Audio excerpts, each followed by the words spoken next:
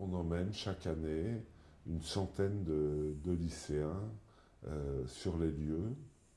C'est un voyage qui est encadré par le mémorial de la Shoah, qui nous aide avec sa logistique. On emmène les lycéens, on leur fait visiter les lieux et on fabrique, on espère, des porteurs de mémoire. Et aujourd'hui, enfin le voyage s'est déroulé il y a 15 jours, là c'est tout récent. Je pense qu'on a passé le cap des 1000 lycéens. C'est un voyage qui crée une émotion profonde parce que vous allez vous trouver sur un lieu historique et en même temps sur une sorte de cimetière vidé de tous ceux qui sont morts sur les lieux.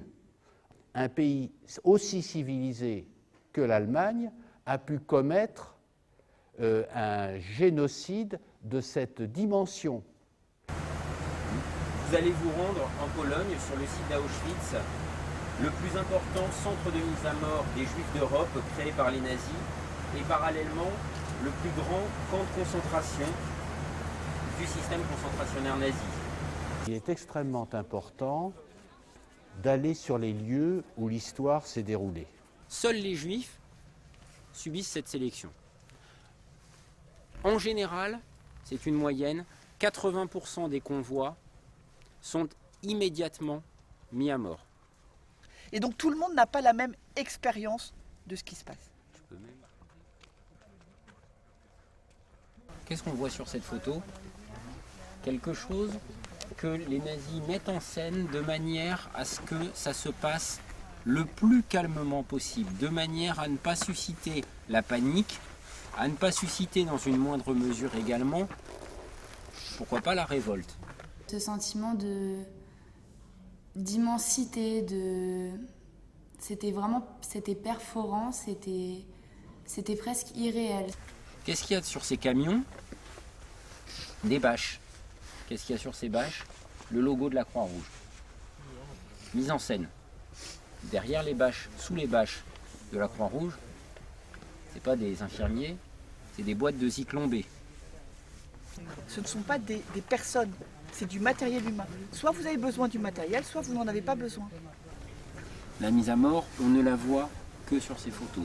Juste avant, juste après. Déjà, je me sentais triste. Parce que je me disais que j'avais un lourd héritage. Parce que je suis moi-même juif. Et j'ai des amis à mes grands-parents qui sont morts là-bas. La culpabilité d'avoir l'impression de ne pas se sentir assez, de ne pas avoir... que ce soit pas un choc émotionnel tout de suite.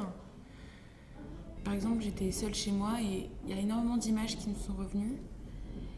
C'est comme si on y était encore. Et ça revient par vagues, c'est des vagues de souvenirs qui reviennent. C'est très très fort.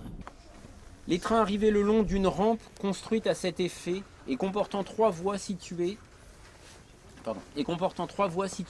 à côté des crématoires, des dépôts de vêtements et du camp de Birkenau. Ceux qui devaient être liquidés allaient dans l'un des nouveaux crématoires. À la minute de silence, c'est comme s'il y avait... on pouvait presque sentir les âmes autour de nous et c'était vraiment émouvant.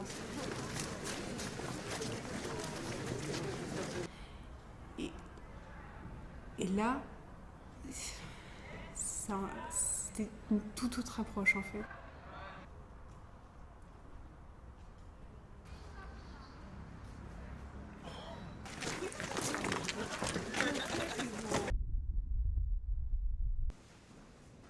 Ces casseroles, ces chaussures, en un nombre juste délirant, qui m'a vraiment permis de me rendre compte, parce que des chiffres, ça reste des chiffres, mais quand les chiffres, ils sont devant nous, là, ça n'a pas la même dimension.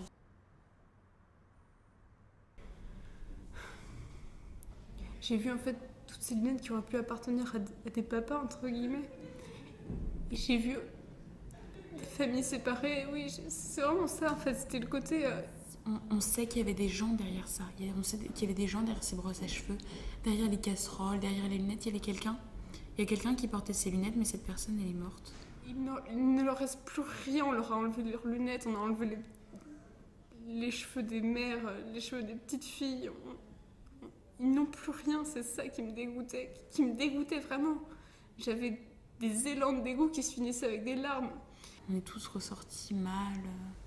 Il y en a qui pleuraient, qui comme moi étaient effondrés. Il y en a qui gardaient ça pour eux. Tout le monde a réagi, personne n'est resté indifférent. Comment peut-on rester indifférent face à des choses que nous-mêmes avons, des objets, tous ces objets, on les a chez nous. Vraiment, quand on a vu les chambres à gaz et les fours, là, j'étais vraiment pas bien. Je croyais que j'allais vomir, c'était bizarre. C'était impossible pour moi de regarder ses cheveux. J'ai voulu me calmer, j'ai essayé de respirer et puis je me suis effondrée. Je me suis pris tout dans la figure. Mais vraiment, c'était quelque chose qui a disparu, qui s'est effondré au fond. On pouvait sentir qu'il y a eu de la vie là-dedans et qu'il n'y en a plus. Et qu'il n'y en a plus à un certain moment. Kalte Nacht, der finster dicke Nebel um mich herum. Steht der Jünger, vertreuert und kickt sich herum. In Regen steigt in Lebenwand, der Koschikel hat er in Hand und seine Augen beten jeden Sturm. Ich hab schon nicht kein Keuch mehr herum zu gehen, die Gas.